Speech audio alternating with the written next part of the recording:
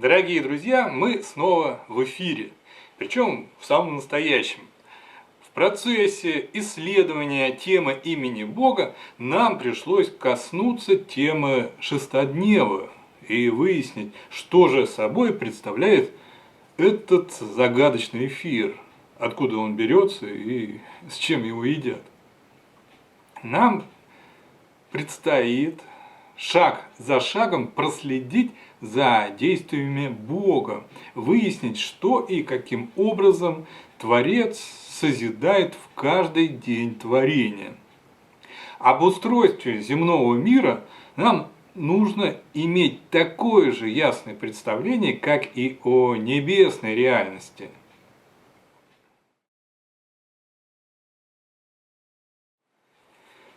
Таким образом, к нашему проекту прибавляется еще одно исследовательское направление – антигравитация.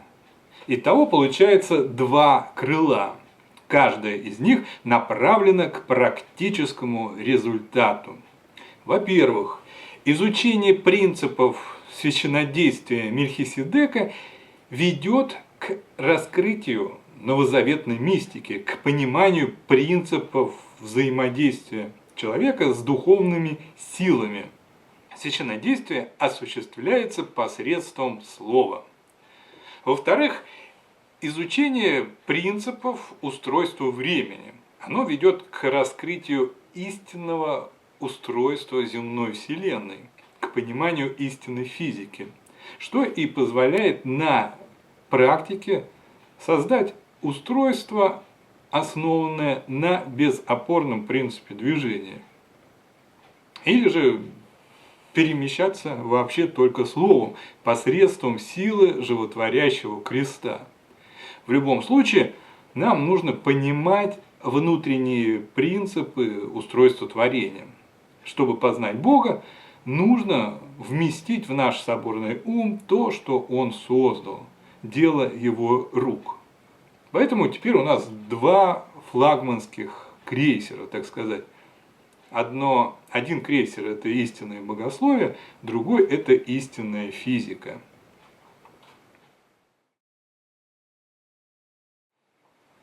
Некогда масоны разделили внутреннее и духовное от внешнего и материального. И тем самым они вбили клин между церковью и наукой. В результате, как церковь, так и наука пошли по ложному пути. В конце концов, они свалились в одну яму невежества и мракобесия. Цивилизация зашла в тупик. И теперь власть имущие не могут предложить человечеству какой-либо альтернативы, какого-либо выхода из ситуации. Они не могут, потому что сами воспитаны в системе ложных ценностей. Поэтому спасти мир могут только те, кто свободен от ложных научных и церковных догм. Вообще мир спасается не усилиями человеческими, как известно, а силой Бога. Но Бог сейчас, в данный исторический момент, не будет никого спасать, если люди сами этого не захотят. Потому что Бог уже все сделал. Свою часть миссии Он уже выполнил. Путь в царство спасения проложен еще 2000 лет назад. Однако за период нового времени этот путь был целенаправленно утерян, стерт из памяти народов. И теперь нам предстоит его восстановить, как бы заново построить. Нам предстоит вырастить новую ветвь из срубленного дерева. Однако дерево по своей сути остается все тем же самым древом жизни.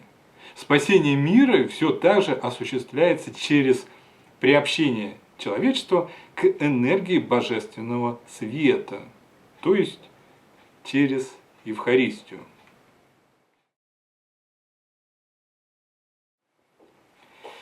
Евхаристия состоит из двух составляющих – из тела и из крови Бога-человека, из земли и из неба. Одно неотделимо от другого. Тело Христово – это не только собор православных христиан, но еще и шестоднев. Это еще и знание, премудрость о том, что есть плоть Бога-человека. Мы должны понимать, как из первоначального света получается столь удивительный и разнообразный мир. Сакральные знания несут спасение, а невежество – смерть. Евхаристия – это не просто какой-то древний обряд, это объективная реальность, данная нам в духовных и телесных ощущениях.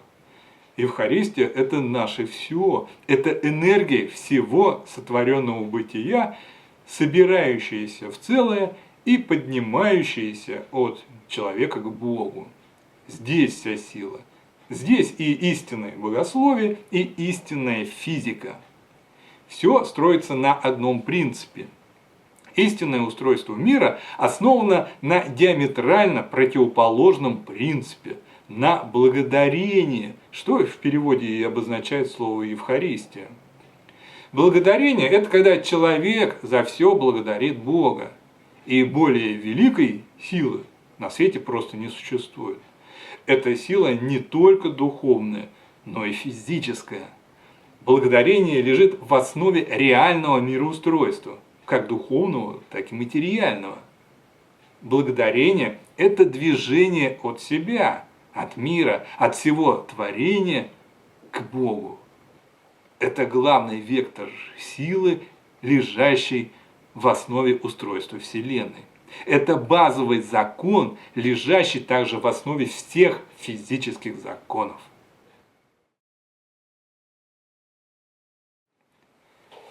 Реальная сила всемирного тяготения действует вовсе не так, как тому учат масонские ученые, облаченные в парики типа Ньютона.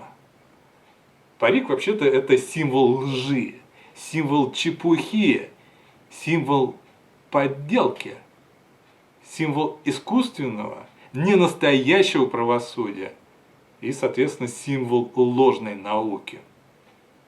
Если человек накрывает голову кудрями из чужих волос, то на языке символизма это значит, что он дурачится, пудрит мозги. Волосы – это символ изначальных энергий. Изначальными энергиями являются сила вечности и сила времени. Поэтому, собственно, вот фараоны носили на голове такие головные уборы. Золото – это свет вечности. Синие полосы – это энергии потоков времени. Это воды, из которых соткана Вселенная. Масонскую науку придумали иудеи. История про яблоко, якобы упавшее на голову Ньютону, это классическая хуцпа. Это насмешка над ослепленными христианскими народами, над тупыми гоями. Яблоко – это символ премудрости.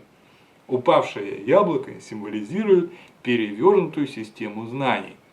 Ньютон не открывал закона всемирного тяготения, потому что такого закона не существует в природе. И он это прекрасно знал. Ньютон – это злой гений.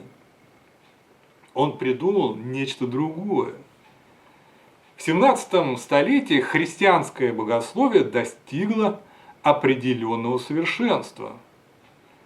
Настоящее богословие всегда занималось изучением изначальных энергий бытия, энергии вечности и энергии времени.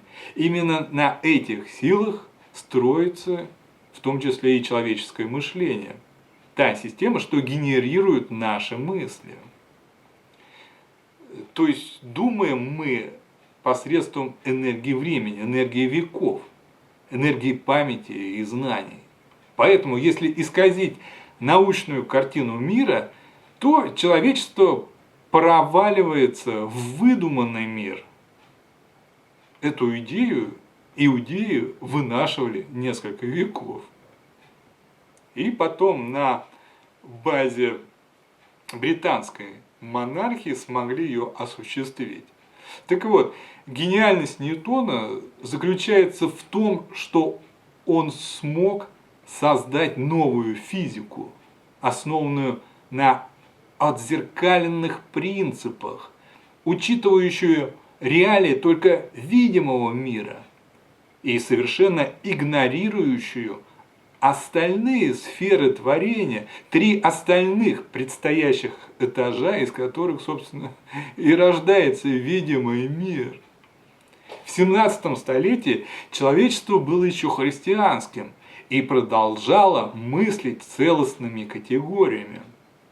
Наука еще базировалась на системе истинного представления об устройстве Вселенной. Поэтому так сломать себе мозг и от многосферического мироустройства оставить только один плоский блинчик материального видимого мира. И для этого блинчика придумать отдельную, отзеркаленную систему урезанных знаний, тот самый пресловутый материализм.